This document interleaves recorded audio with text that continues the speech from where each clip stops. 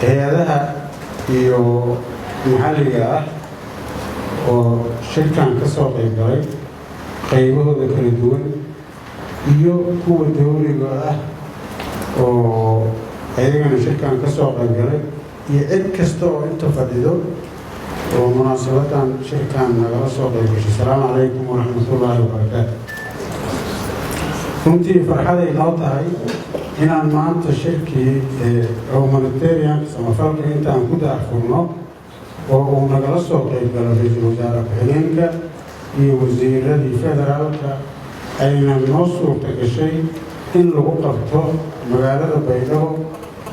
dowladda federaalkana ay nagala shaqeeyeen ra-iisul wasaare ku-xigeenka iyo wasaaradda humanitarianka ay ugu horeeyaan. aad iyo aad ay ugu mahadsan yihiin.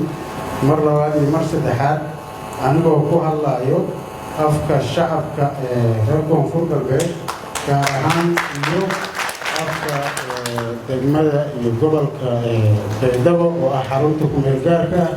soo dhowaada ku soo dhowaada koonfur galbeed, ku soo dhowaada xaruntii ku-meel gaarka ahayd ee koonfur galbeed, ku soo dhowaada Baydhabo Janaayo insha Allah.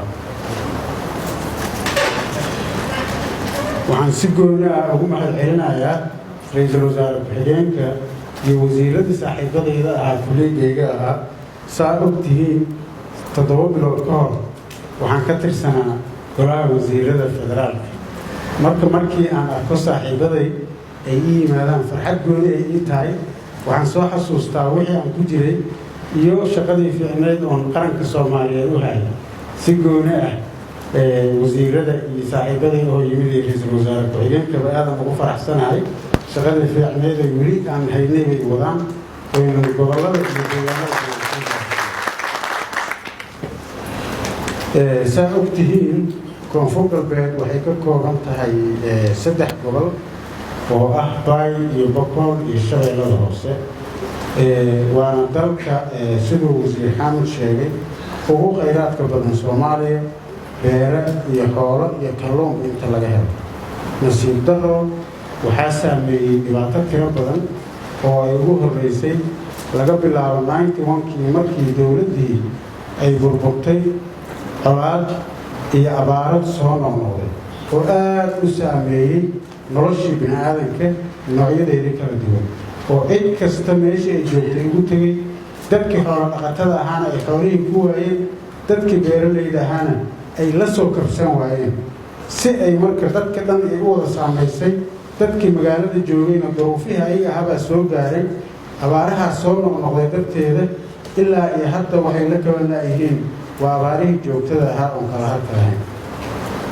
sidaa ogtihiin dadka reer koonfur galbeed waa dad nabadeed, waa dad dowladeed, waa dad u diyaarsan inay noloshooda iyo mustaqbalkooda iyo deegaanadooda say ku toosi lahaayeen ka shaqeeyaan.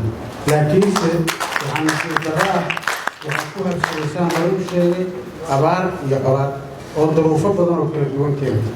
waxaa hadda la marayaa marxalad abaareed iyo roob yaraan. waxaa intaas ka duwan oo zaa'id ku noqday oo ku dheer colaad niman la yidhaaho shabaab oo masiibo ah yaa ummaddan lagu salladay. yaa waxay keeneen marka duruufta keenayo dhibaatooyinka iyo kow ka yihiin. waxaa la gaaray ninkii beerta uu abuuran lahaa inuu beerta abuuran waayo oo la yidhaaho haddaad beerta abuuraysid waa inaad lacag bixisaa. ninkii muxuu lacag bixinayaa beertii waxba ugama soo bixinba abuurkii baa lacag laga rabaa uu ku rido. marka waxay suurtageli weysay inuu beerta abuuran waayo uu soo cararo hadduusan beertii uusan lacag bixinayn. kii xoolaha lahaa xoolihii baa lacag laga rabaa. hadda maanta waxaa la marayaa marxalada bini'aadamka in lacag laga qaado. cunuga yar oo dhashay lacag lagu qoro oo la yidhaaha lacagaa lagaa rabaa. tii ayada ahayd oo jirto iyo roob yaraantii aad isku darsantay waxay noqotay marka inay dadkii soo qaxaan oo meeshii magaaladii isugu yimaado laga soo tago noloshii caadiga ahayd oo baadiyaha iyo tii ay dadka ku noolaayeen beeralayda ahayd oo la joogi waayo magaalada la isugu yimaado. tii baa waxay sababtay inuu samaysmaan IDPs tiro badan. meesha Soomaaliya ugu tiro badan IDPsku waa Baydhabo.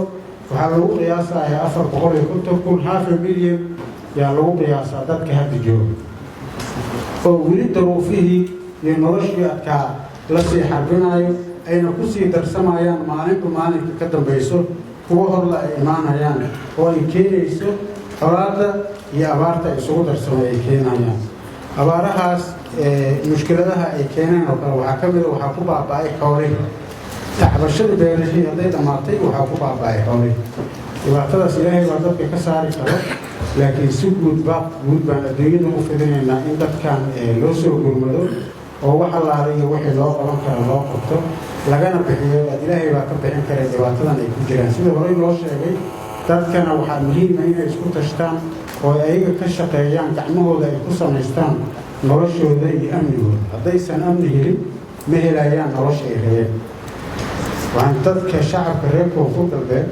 baa ugu diraynaa inay ka shaqeeyaan sidii ay wax soo saarkooda u soo ceshan lahaayeen amnigoodana uga shaqaysan lahaayeen si ay uga baxaan duruufahan adag oo nololeed oo uu saameey ayaga sida tooska u saameeyo mar labaad iyo mar saddexaad waxay ahayd maanta farxad annaga haddaan nahay dowlad goboleedka koonfur galbeed waxaan diyaar u nahay annagoo kaashanayna dowladda federaalka inaan la shaqayno cid allaale iyo ciddii nagala shaqaynayso samafalka iyo hay'adaha samafalka iyo sidii dadkan looga bixin lahaa duruufaha adag ay ku jiraan annagana wax allaale wixii qayb ahaan nooga aadan diyaar ayaan la nahay dowladda federaalkana waxaan ka codsanaynaa kaalmada taasoo kale ah ayagana inay dhinacooda ka geystaan insha allah dadka reer koonfur galbeed ayagana waxaan kula talinaynaa inay meel walba ay joogaan ay isu gurmadaan oo ay dadka walaalahooda oo dhibaataysan